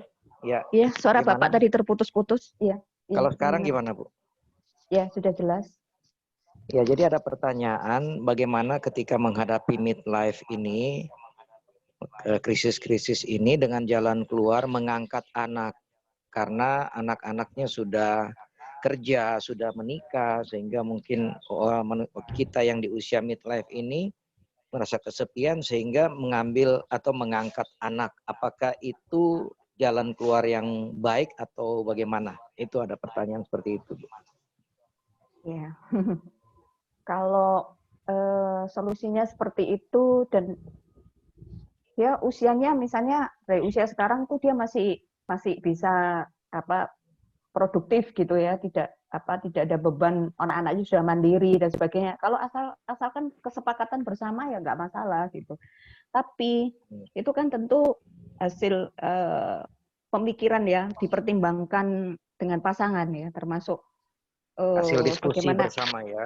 Ya, hasil diskusi bersama, apakah bukan nantinya malah menjadi semakin menambah beban, atau memang benar-benar itu sebagai sebuah solusi yang buat mereka itu menjadi tidak merasa sepi gitu.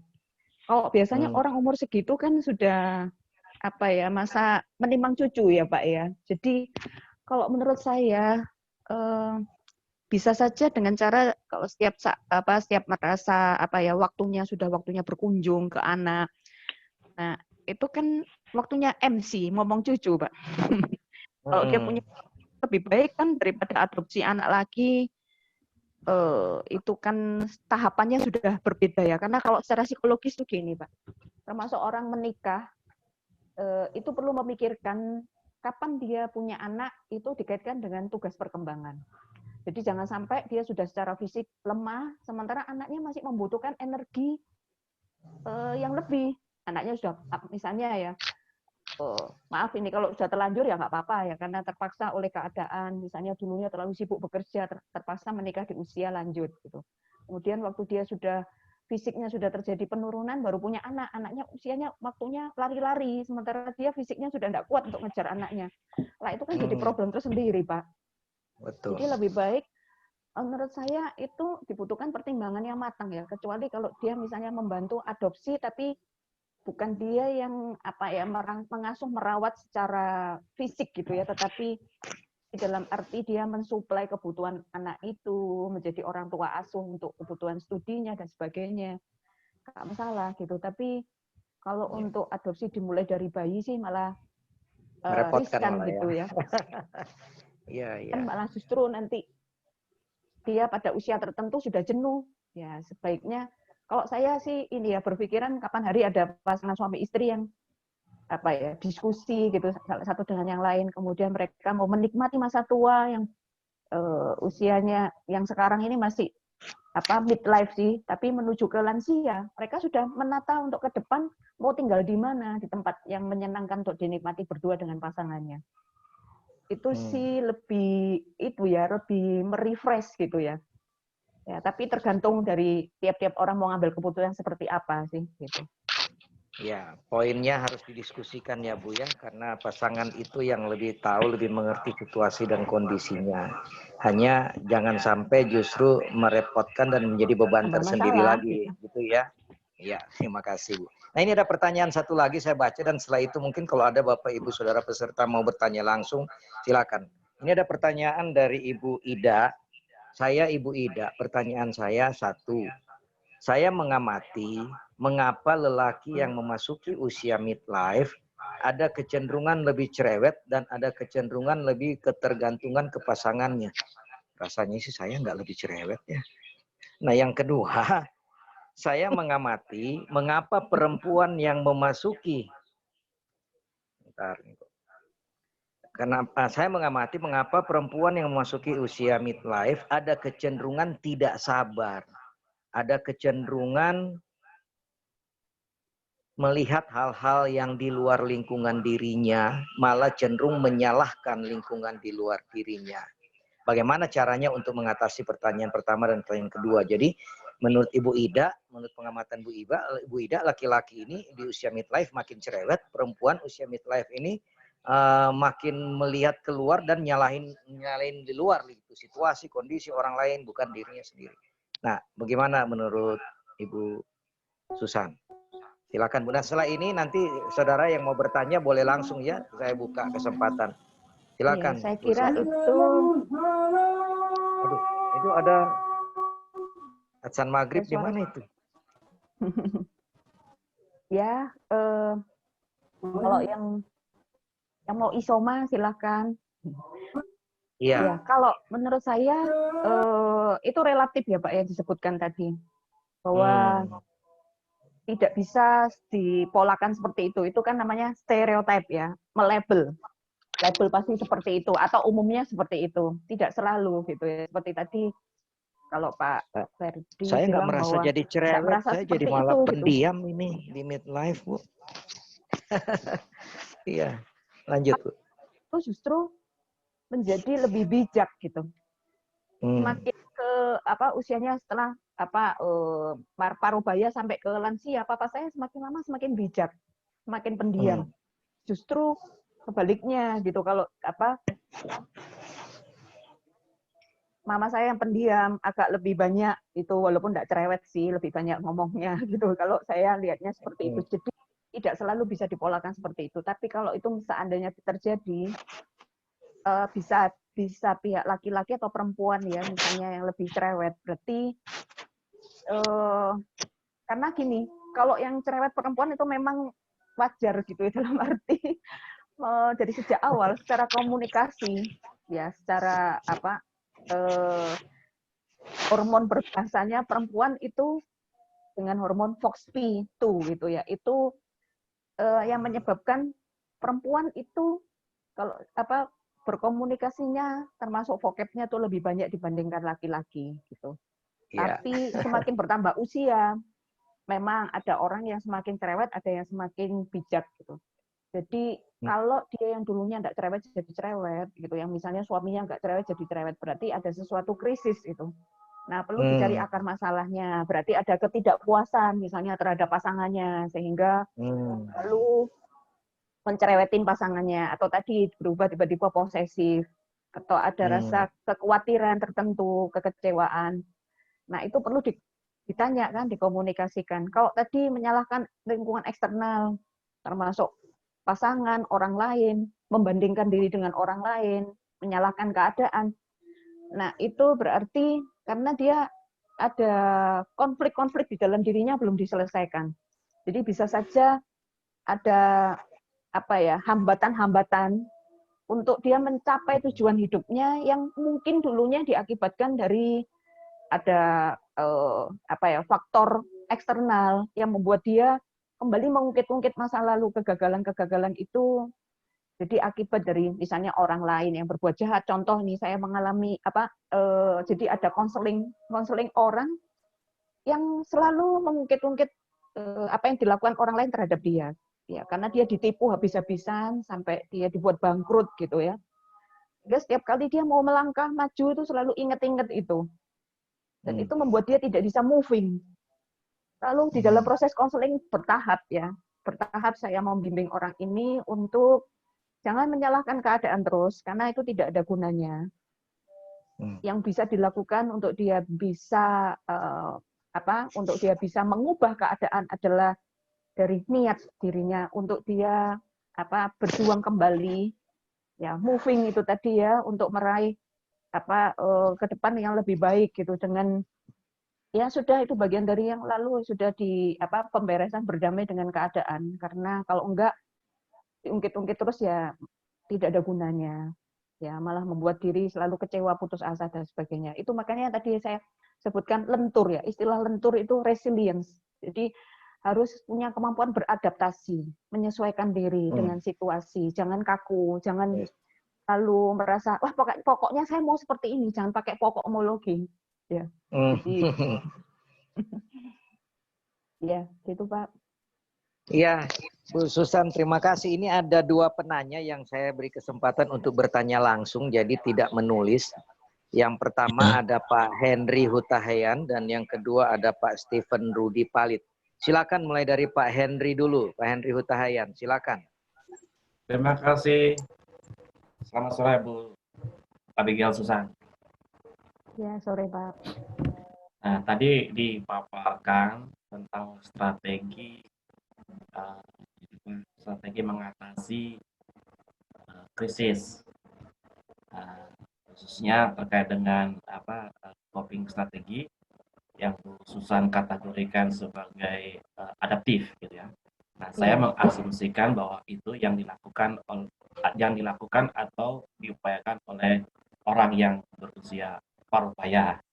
Nah, yang ingin saya tanyakan, apa prinsip-prinsip atau hal-hal umum bila kita melakukan konsel atau membimbing atau coaching lah istilahnya masa kini terhadap orang supaya mereka menggunakan strategi coping yang adaptif. Demikian Bu Abigail. Iya, baik, terima kasih. Langsung saya jawab Pak Ferdi. Iya. Terima kasih untuk pertanyaannya Pak Hendri. Nah, ketika dalam pelayanan kalau konseling itu kan berarti kita mendampingi ya, sebagai konselor. Itu konselor adalah membantu untuk konseli menemukan alternatif pemecahan terhadap masalahnya. Jadi bukan kita yang menyelesaikan masalah dan kita tidak bisa langsung menasehati, langsung intervensi, tapi dia prinsipnya kan membimbing, membawa dia sampai memahami, menemukan solusi terhadap masalahnya sendiri, termasuk semula yang dia hanya melihat dari perspektifnya sendiri, akhirnya menemukan insight itu. Jadi untuk menemukan insight atau AHA kalau disebut ya, AHA gitu, maksudnya sesuatu yang baru dari perspektif konselor, maka kita perlu menggali faktor-faktor apa yang sedang terjadi gitu ya. Jadi biasanya yang diceritakan itu kan simptom. Simptom itu apa yang nampak di luar, dan biasanya itu hanya Gejalanya gejala itu. gitu ya, gejala. Contohnya orang panas ya, badannya panas. Kalau ke dokter dia ngomong, "Dok, saya panas, kasih obat panas dong." Dokter pasti tidak akan langsung memberikan obat panas, tapi dokter akan ngecek dulu, ya, memberikan diagnosa melalui pengecekan kondisi fisik pasien, bisa apakah itu nanti diketahui, oh ternyata kemungkinan ini mau, ya, kalau mau sakit tertentu, ya, misalnya dia itu simptomnya panas, tapi ternyata dia mau menghadapi penyakit-penyakit tertentu, flu, pilek, dan sebagainya. Nah, jadi ketika kita menghadapi konseling, maka kita perlu menggali akar masalahnya terlebih dahulu. Kalau akar masalahnya memang dia sedang menghadapi midlife crisis, contohnya dia sedang menghadapi krisis kebermaknaan hidup gitu ya, rasanya kok hidupnya tidak bermakna lagi, maka kita bertanya, mengajukan pertanyaan kepada dia, apa saja yang dia sudah lakukan dalam hidupnya selama ini. Mungkin dia lupa, dia perlu ditanya, ya, diingatkan kembali pencapaian-pencapaian apa yang sudah dia peroleh selama ini. Ya, dan kemudian itu bahkan kita minta dia mencatat setiap hari untuk dia memberikan apresiasi terhadap dirinya, mengucap syukur, berterima kasih kepada dirinya sendiri. Nah, seringkali kan orang mengatakan, oh kita berterima kasih sama orang lain. Di dalam Alkitab aja dinyatakan, kasihlah sesamamu seperti dirimu sendiri. Ya, hukum yang pertama kan kasihlah Tuhan Allahmu dengan segenap hatimu, segenap akal budimu, segenap jiwamu, dan sebagainya. Tapi hukum yang kedua adalah kasihlah sesamamu seperti dirimu sendiri. Nah, seringkali orang lupa, kita bisa mengasihi orang lain ketika kita sudah bisa mengasihi diri kita sendiri juga, bukan dalam arti self-center ya, atau egois, egosentris, tapi banyak orang tidak bisa menerima dirinya sendiri, selalu menyalahkan diri, selalu melihat aspek sisi yang negatif dari dirinya. Kenapa sih dia tidak mencoba mencari hal-hal positif? Apa saja yang sudah dilakukan, hal terbaik yang pernah dia lakukan untuk hidupnya. Nah, itu yang perlu kita gali, misalnya contohnya kalau dia kehilangan makna hidup. Kemudian kaitannya dengan value hidupnya. Value hidupnya apa? Kalau dia value-nya misalnya itu kaitannya dengan, selalu dikaitkan dengan perasaan gitu ya, perasaan. Kalau dia rasanya tidak bahagia, tidak well-being. Nah, dia tidak bahagia itu karena apa penyebabnya? Kalau kebahagiaannya itu didasarkan kepada keadaan, kepada apresiasi orang lain, lingkungan sekitar, maka selamanya dia tidak akan pernah bahagia. Ya, keputusan orang mau bahagia itu sebuah keputusan. Ya, jadi ada pilihan. Dia mau bahagia mau enggak, itu dia yang harus perjuangkan untuk kebahagiaan itu bagi dirinya. Dan orang yang bisa bersyukur, mensyukuri hidupnya itu orang yang berbahagia. Kalau dia misalnya ada kegagalan-kegagalan, itu wajar. Manusia tuh semua orang pernah mengalami kegagalan, dan orang yang sukses itu pasti ya seperti naik anak tangga, selalu ada gitu, proses ya, jatuh bangun dan sebagainya. Nah, jadi ketika kita memberi konseling, setelah kita ketemu akar masalahnya, kemudian kita membuat dia memahami posisinya seperti apa, dia menemukan insight tentang keberadaan dirinya itu seperti apa, dan kalau sumber masalahnya itu adalah dari dirinya sendiri, maka dia harus berupaya untuk menyelesaikan. Kalau dari orang lain pun, itu dia tetap harus merasa berdaya, ada sumber daya, ada sesuatu yang bisa dilakukan, misalnya dikomunikasikan dengan orang lain, itu ya, untuk dia bisa berdamai, untuk dia bisa juga merasa pemberesan, ada pemberesan tersebut. Ya, kalau misalnya ada orang tua juga, ada yang orang tua yang punya masalah terhadap anak-anaknya, selain terhadap pasangannya, nah itu bagaimana step-stepnya itu juga perlu dibimbing ya tadi. Jadi akar masalahnya Pak, kalau misalnya Bapak misalnya sudah menemukan akar masalahnya itu secara persis apa, nah itu akan ditemukan. Jadi seperti dokter kalau mendiagnosis orang walaupun simptomnya panas, tapi ketemu ternyata masalahnya flu, maka diberi obat flu. Jadi kita memberikan obat yang tepat sesuai dengan kondisinya. Kalau dia stresnya karena apa? Kalau stres itu hanya karena pemikirannya lebih banyak didominasi oleh perasaannya, kita harus itu membuat dia menyadari bahwa perasaannya itu yang perlu dia terima dulu, kemudian dia harus berproses untuk tidak selalu hanya berada di situ saja, di situ terus dengan perasaan yang sama terus-menerus. Padahal dia harus berproses untuk dipulihkan. Gitu. Atau apakah bisa menjawab atau Bapak masih ada mau memperjelas pertanyaan Ya, Pak? cukup. Iya. Cukup ya. Matur suwun Bu Abigail. Ya, jadi makasih Bu Susan.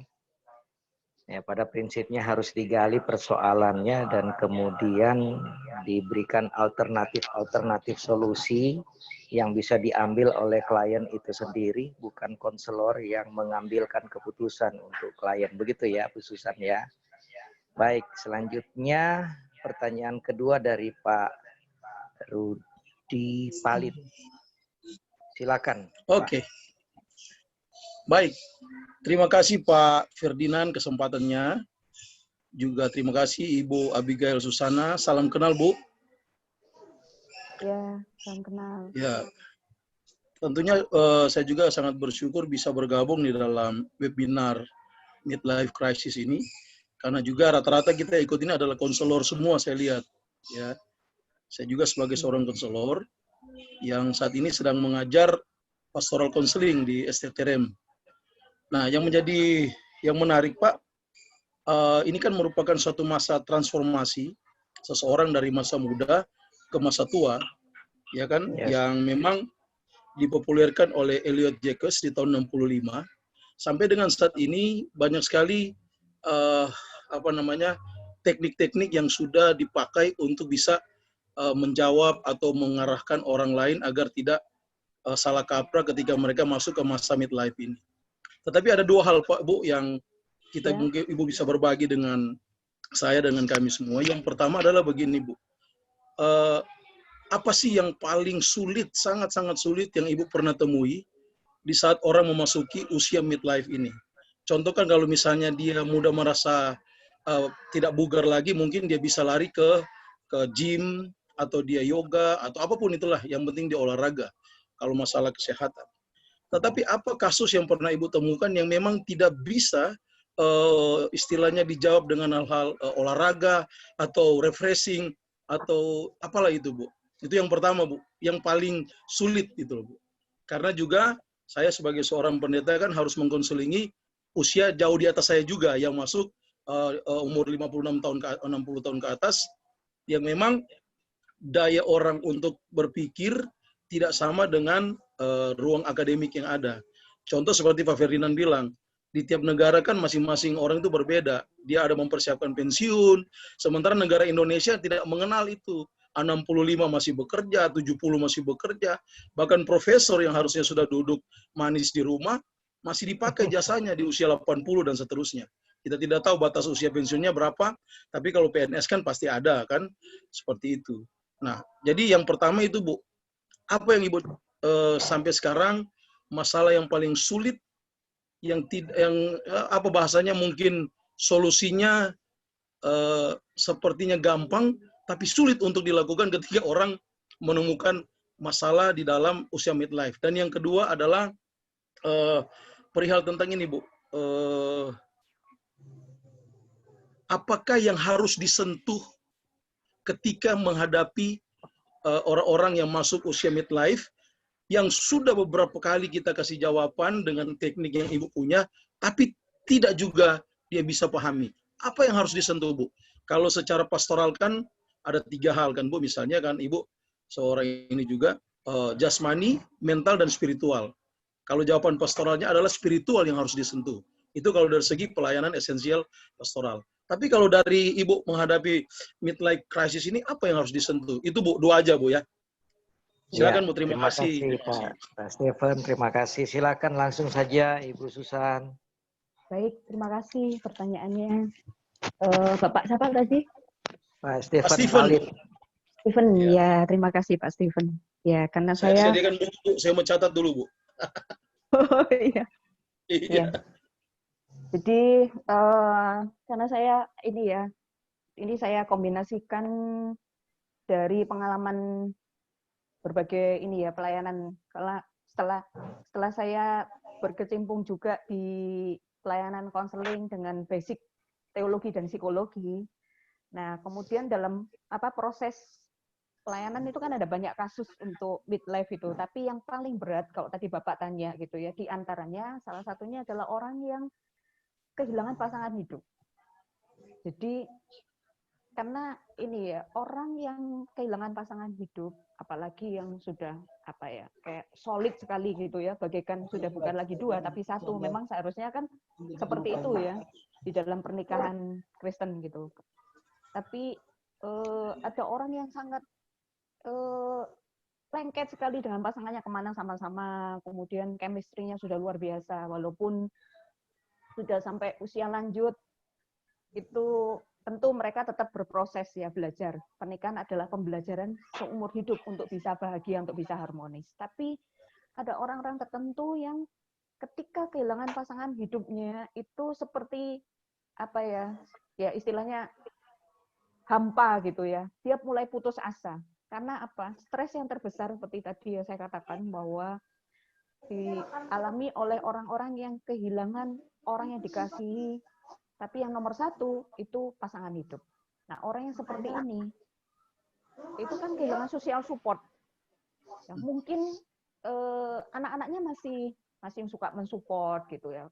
Keluarganya yang lain memperhatikan, tetapi bagi dia hal yang paling bermakna untuk hidupnya adalah pasangannya. Tapi sekarang pasangannya tidak ada. Ya, jangankan disuruh menikah lagi, dia aja merasa krisis gitu ya, dia merasa kehilangan sesuatu yang bermakna sehingga dia untuk melangkah ke depan itu kehilangan gairah hidup. Nah, orang yang seperti ini itu ketika dia sudah kehilangan gairah hidup, makna hidup, akhirnya ya dia malas-malesan ya, kemudian ya akhirnya bisa menuju kepada stres sampai kepada depresi. Nah, untuk orang-orang yang seperti ini, maka kita harus melakukan pendampingan. Ya, pendampingan. Jadi kalau tadi seorang bapak, ya berarti laki-laki ya sebaiknya, ya pendampingan pastoral, Pak. Dan itu butuh proses. Yang pertama, untuk mengembalikan makna hidupnya, value-nya. Kalau dia selama ini, dia menjalani hidupnya, ada value yang dia peroleh dari keluarganya, yang visi hidup, visi keluarga yang sudah dibangun bersama dengan pasangannya yang terhenti seketika di tengah perjalanan, dia nggak nyangka pasangannya yang mendahului, maka dia harus menghadapi realita. Ya, dan itu untuk dia menyadari realita, kita tidak bisa, misalnya orang yang baru kehilangan pasangan hidup, langsung kita minta untuk kita konseling, langsung menerima keadaan, bukankah pasanganmu sudah bahagia di surga, misalnya.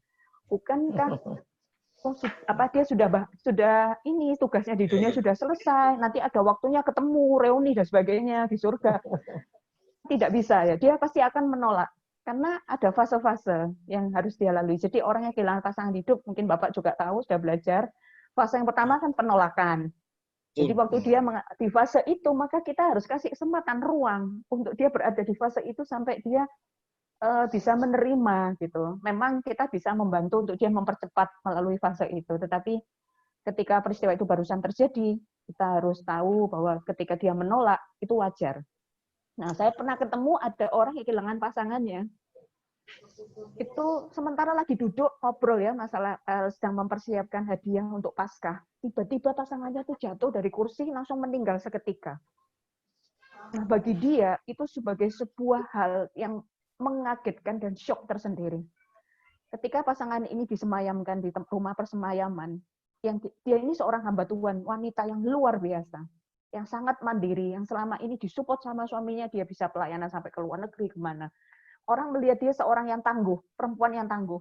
Tapi ketika kehilangan pasangan hidup, dia kemudian down. Dan yang terjadi, saya menyaksikan di depan mata kepala saya sendiri, dia lengket di depan, di jenazah suaminya, dia katakan, ayo kita pulang. Ayolah, kamu jangan di sini bobok sendirian.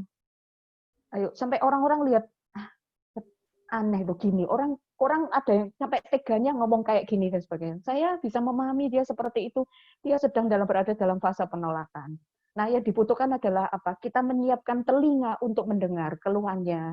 Ada waktunya dia pengen menyendiri, silahkan, nggak apa-apa. Yang penting jangan terlalu lama menyendiri, bahaya. Dia bisa melakukan hal yang membahayakan. Tetap didampingi, tapi jangan terlalu banyak dinasehati, jangan terlalu banyak mendapatkan kata-kata penguatan dan sebagainya. Ada waktunya. Nanti kalau di fase berikutnya dia kan ada fase marah, fase bergenik, tawar-menawar, ada fase dia depresi, sampai terakhir fase menerima. Memang tidak harus semua fase itu dilewati, tapi paling tidak kita punya pemahaman. Yang saya sayangkan, kadang dalam pelayanan di gereja itu orang-orang langsung mengambil satu sikap, langsung banyak menasehati, sehingga dia merasa merasa tidak didengarkan. Itu menambah stres tersendiri buat dia.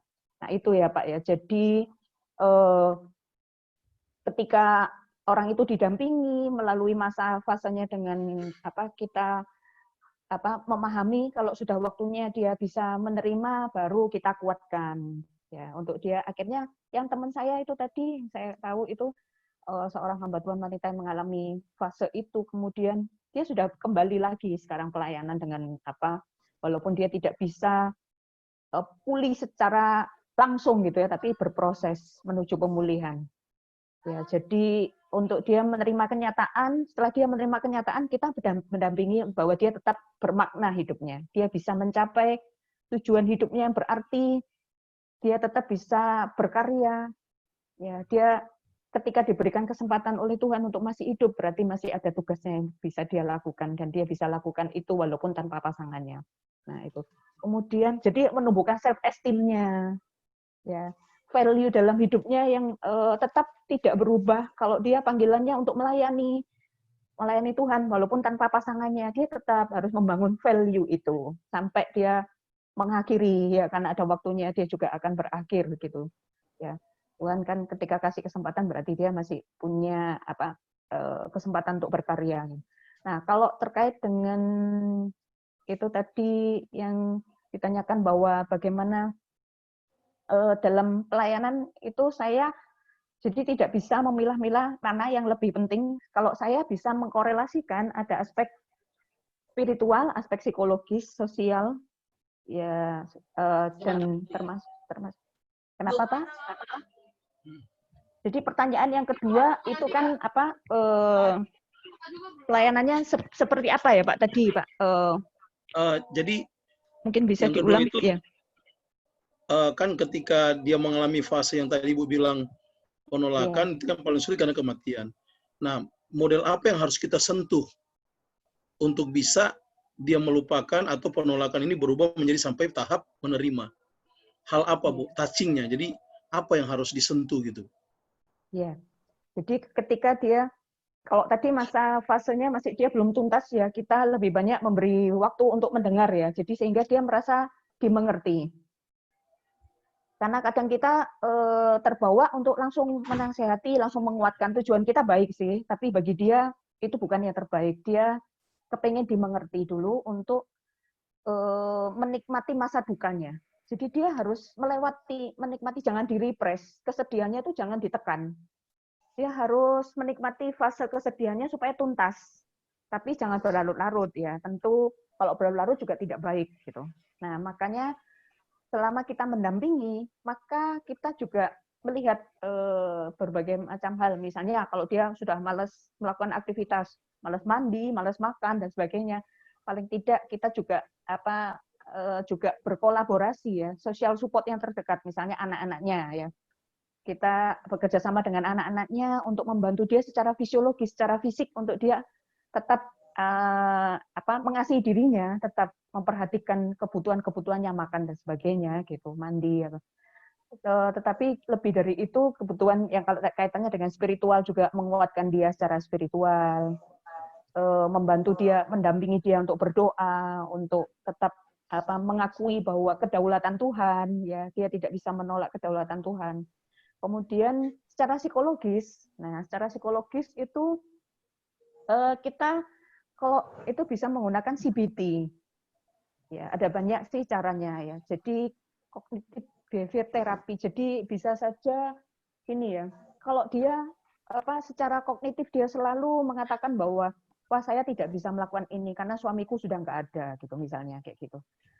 Tapi nah jadi secara pemikirannya yang tidak realistis itu kita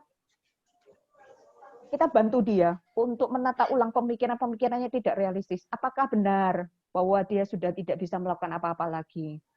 Jadi kita parafrasekan lagi ucapan-ucapannya yang misalnya membuat dia mengatakan bahwa maksud saya sudah tidak bisa lakukan apa-apa lagi. Pelayananku sampai di sini misalnya gitu. Hidupku berakhir sampai di sini bersama dengan berakhirnya pasangan hidupku misalnya seperti itu. Nah, kita kemudian tanya lagi. Jadi kalau itu kan nanti membuat dia menyadari dengan kognitifnya, pola pikirnya yang keliru, kemudian membuat perilakunya, behaviornya nanti juga berubah. Ya, jadi kalau orang yang kadang kognitifnya keliru, kemudian dibiarkan saja, maka habitnya, ya perilakunya juga keliru. Kayak tadi ya, udah nggak mau melayani Tuhan lagi misalnya. Udahlah, aku sudah nggak bisa, misalnya pemikirannya, kemarin aku bisa melayani itu karena disupport sama suamiku, kami melayani sama-sama. Sekarang suamiku udah nggak ada, aku sudah nggak bisa lagi, misalnya seperti itu. Nah, itu perlu kita luruskan, kita menanyakan lagi, pemikirannya itu perlu dievaluasi oleh dirinya sendiri, tapi dengan kita bertanya ulang, apakah memang benar? Selama ini apa yang sudah Ibu lakukan bersama-sama dengan suami? Setelah suami tidak ada, kira-kira apa yang bisa Ibu lakukan dalam pelayanan? Nah, karena saya itu pernah menemukan juga orang yang pengembalaan, setelah pasangan hidupnya tidak ada, kemudian dia merasa ketimpangan. Dan itu perlu secara kognitif perlu diubah pemikiran-pemikirannya yang merasa dirinya tidak bisa, tidak sanggup. Ternyata padahal ketika pemikirannya berubah, maka kemudian dia mulai ada tekad, ya, ada satu niat untuk semangat untuk kembali melayani. Ya, kalau memang dia berhenti sementara waktu nggak apa-apa untuk dia menyelesaikan masa stresnya. Tapi kalau itu sudah selesai, nah itu jadi secara psikologis butuh ventilasi itu tadi ya, butuh dia teman ngobrol, teman curhat, kemudian dia butuh aware gitu ya, menerima. Oh ini memang aku sedang menghadapi fase yang tidak mudah, tapi aku bisa melaluinya dengan Tuhan. Aku mau melaluinya, aku mau berdamai dengan diriku sendiri, dengan perasaanku sendiri dan sebagainya. Mungkin ada yang belum terjawab, Pak? Udah Bu. Jadi paling tidak yang fase touching-nya itu bukan hanya heart, apalagi konektifnya sudah tidak nyambung. Berarti saya sudah dapat pahami tadi yang Bu jelaskan, touching kontekstualisasi. Ya, saya sudah dapat simpulkan, Bu. Terima kasih, Bu. Jadi konektif tidak kena, hati apalagi. Jadi biarkan dulu dalam keadaan seperti itu, jangan terlalu lama. Jadi secara komprehensif kontekstualisasi yang saya dapat. Terima kasih, Bu. Luar biasa. Terima kasih banyak. Ya, makasih. Saya kembalikan ke Pak Ferdi. Ya, makasih Pak Stephen.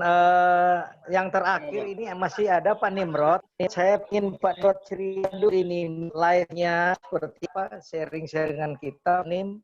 Iya. Ada mengalami krisis midlife seperti apa dan bagaimana solusi-solusi Pak Nim nih. Pengen dengar Pak Nimrod sharing nih, suara Pak Nim nih. Masih ada monitor Pak Nim? Ya, ada itu Pak Nim. Halo Pak Nim. Memang tidak harus ya Pak ya, tidak harus krisis ya. Orang yang melalui midlife krisis dengan midlife dengan persiapan tidak harus krisis gitu. Iya, Mas Monitor, Pak. Dipersilakan. Iya, Pak Nim, silakan Pak Nim. Sharing. Ya, saya kira tadi sudah disinggung oleh Ibu Susana. Faktor spiritual itu menurut saya itu yang sangat menentukan. Karena masalahnya kan hidup ini kan bukan hanya faktor angka-angka. Hidup ini begitu kompleks. Tetapi satu poin, kalau kita memiliki kedewasaan berpikir di dalam Tuhan, semua orang bisa krisis. Barangkali belum usia parubaya juga sudah pontang-panting. Jadi artinya usia iya, tapi bagi saya bukan itu yang menentukan. Tapi bagaimana cara berpikir dewasa di dalam Tuhan. Bagi saya itu yang menentukan.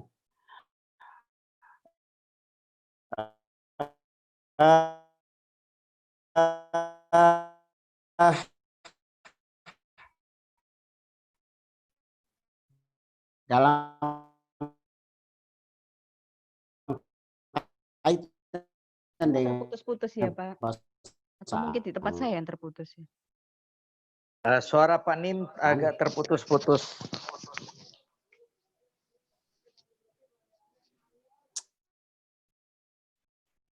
Ya, saya ini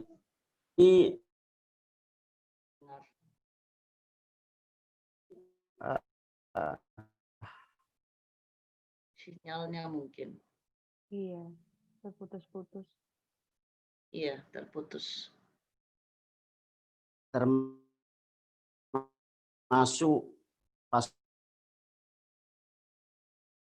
pasangan LGBT. Pak Ferdi, wah, Bapak Ibu bisa. Pak Nim suaranya terputus-putus. Maaf Pak Nim, suara Pak Nim terputus-putus. Signal mungkin kurang bagus tuh. Ya, tidak bisa terdengar jelas Pak Nim.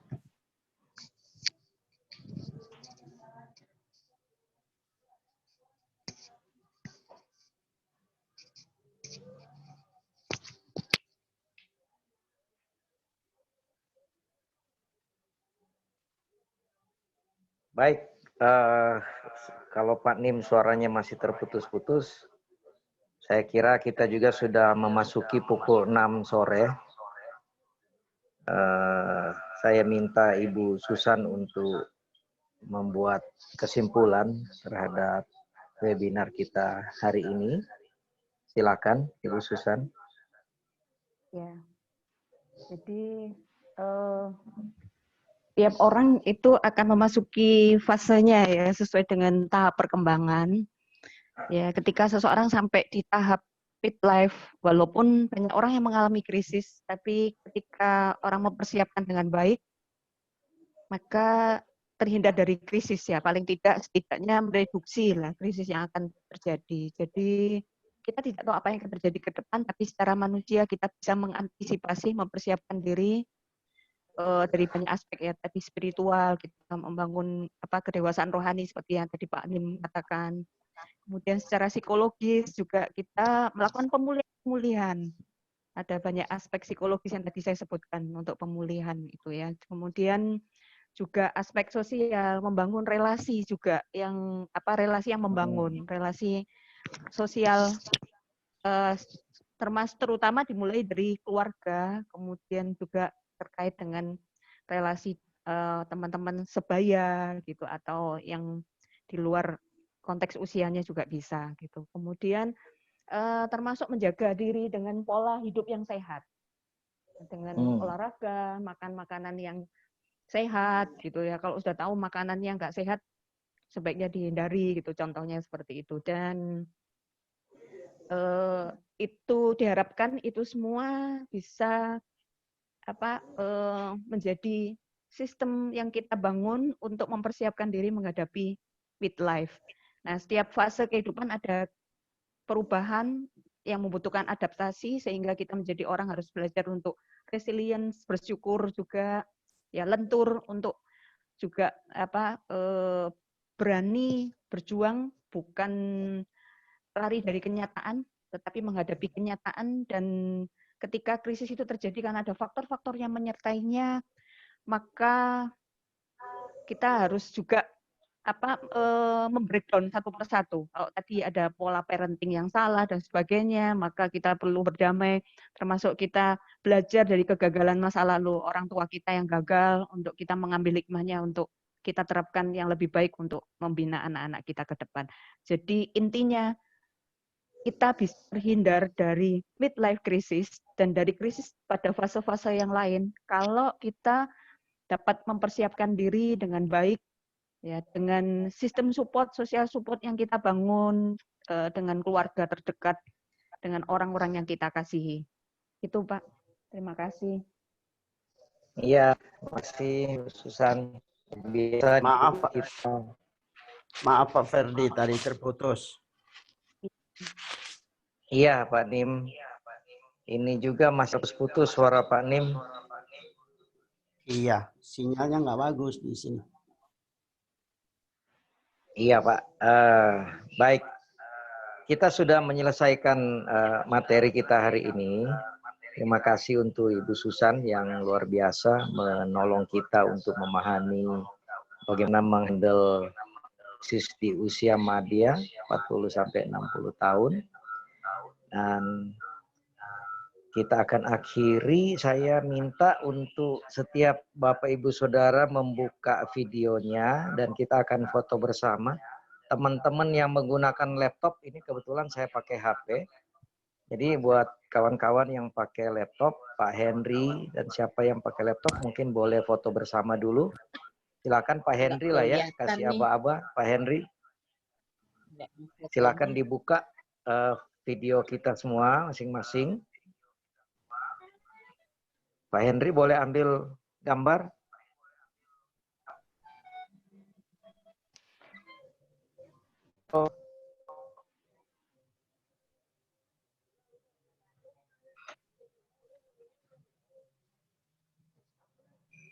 Ya, ada teman-teman yang menggunakan laptop boleh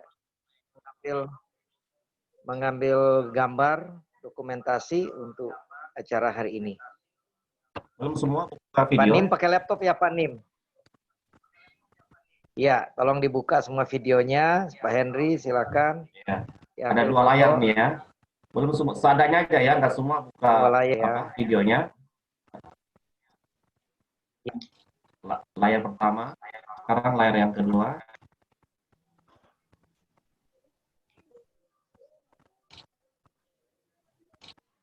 Oke, sudah dua layar saya foto.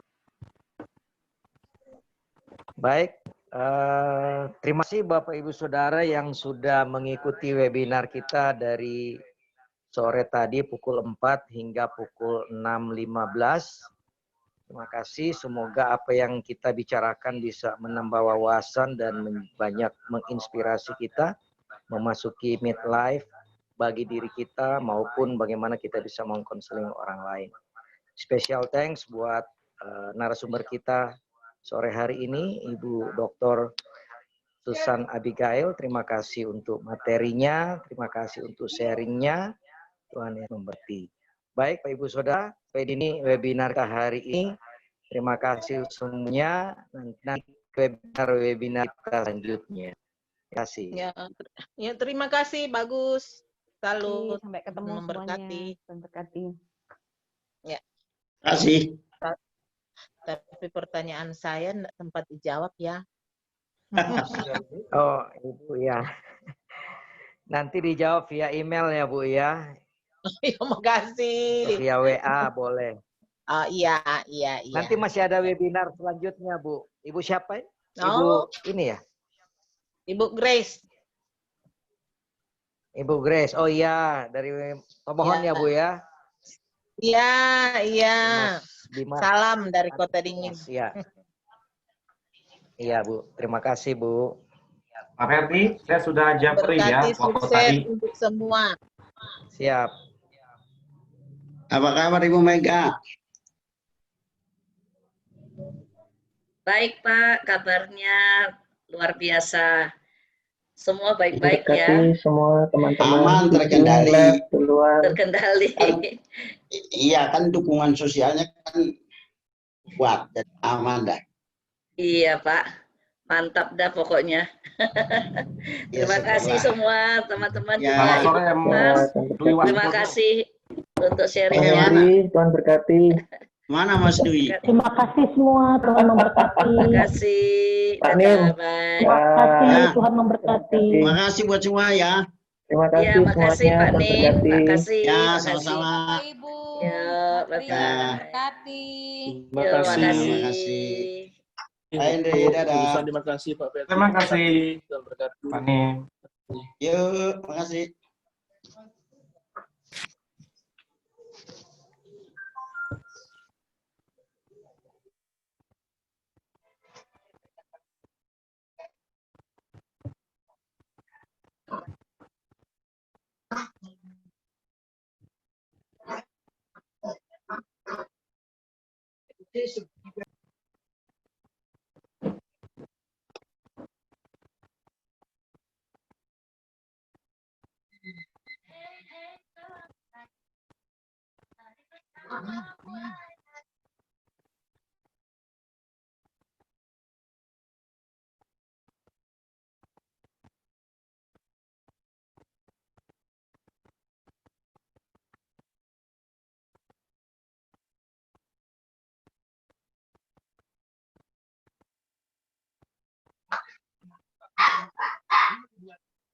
Gimana, Wil?